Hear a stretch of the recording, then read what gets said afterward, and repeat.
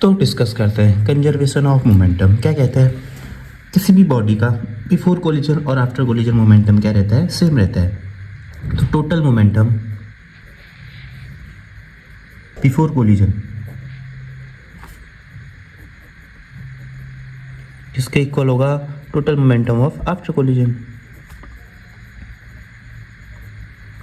Total momentum after collision, ठीक है। अब इसी चीज़ को डिराइव करते हैं, या फिर इसकी डेफिनेशन कह सकते हैं, किसी भी आइसोलेटेड सिस्टम का अगर हम एक्सटर्नल फोर्स ना दें, मोमेंटम क्या रहेगा, हमेशा कंजर्व रहेगा, ठीक है। तो डिराइव करते हैं। देखो मैंने दो मास लिए m1 एंड m2। सपोज एक है m1a, दूसरा है m2 b मास, ठीक है। इनकी इनिशियल वेलोसिटी मान ली मैंने u1 एंड u2। अब ये कुछ टाइम बाद क्या हो गई, टकरा गई, कोलाइड हो गया आपस में। तो टकराने के बाद क्या होगा, m1 तो वही रहेगा, मास चेंज होंगे नहीं होंगे ना, AB, ठीक है। टकरा गई, कोलाइड हो गई, कोलिजन हो गया। तो अब देखो न्यूटन्स थर्ड लॉ क्या कहता है, एवरी एक्शन है इक्वल एंड अपोजिट रिएक्शन। तो इस पे लगने वाला फोर्स इसके कारण क्या होगा, मैंने FAB कह दिया, और इसको A के कारण B पे लगने वाले को कह दिया मैंने FBA। तो एवरी एक्शन है इक्वल एंड अपोजिट रिएक्शन। तो क्या होगा, FAB किसके इक्वल होगा, नेगेटिव ऑफ FBA के, मतलब ये equal and opposite force apply कर रहे होंगे, एक दूसरे पे लग रहे होंगे, ठीक है। ये कोलिजन हो गया। आफ्टर कोलिजन देखो m1 m2, ठीक है। अब देखो इसकी वेलोसिटी मैंने कह दी फाइनल v1 और इसकी कह दी मैंने v2। दो केस, बिफोर कोलिजन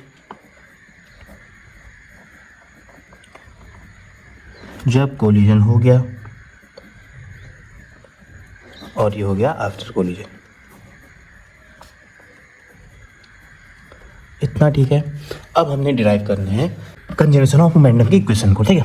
अब देखो फर्स्ट चीज़ देखो, तो यहाँ पे लगने वाला फोर्स FAB मैंने क्या कहा था, किसके इक्वल होगा, नेगेटिव ऑफ FBA के ना। क्यों, क्योंकि क्या करता है, इक्वल अपोजिट फोर्स लगता है। कौन सा, न्यूटन्स थर्ड लॉ। इस पे लगने वाला फोर्स इसके इक्वल होगा और अपोजिट होगा।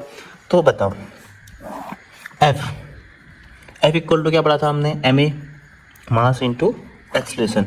फॉर बॉडी 1 FAB बताओ, तो A पे B के कारण लगने वाला फोर्स क्या हो जाएगा, M मास तो वही रहेगा। अब वेलोसिटी देखो, इनिशियल वेलोसिटी इसकी क्या थी, U, फाइनल V। तो final velocity minus initial velocity V1 minus U1 upon time. Acceleration को ऐसा कह सकता हूँ मैं, ठीक है। अब सेकेंड के कारण लगने वाला, B पे A के कारण लगने वाला फोर्स बताओ, मास इंटू एक्सलेशन। MA की जगह क्या रखूँगा, वेलोसिटी ऑफ सेकेंड की फाइनल वेलोसिटी ऑफ सेकेंड और initial velocity of second upon time. इतना ठीक है। अब मैंने कहा था FA equal to AB equal to minus of FBA, ठीक है। इनकी वैल्यू पुट करो तो क्या हो जाएगी, MV1 minus U1 upon time equal to negative of MV2 minus U2 upon time, ठीक है। इतना मास को अंदर मल्टीप्लाई कर दो, क्या मिलेगा मेरे को, MV1 minus MU1 upon time. यहाँ क्या मिलेगा, minus MV2 minus minus plus हो जाएंगे MU2 अपॉन क्या हो जाएगा, time. Both side time cancel out equal. तो क्या मिलेगा मेरे को, MV1 plus MU1 equal to minus of MV2, ये this one is V, minus plus MU2, ठीक है। इतना।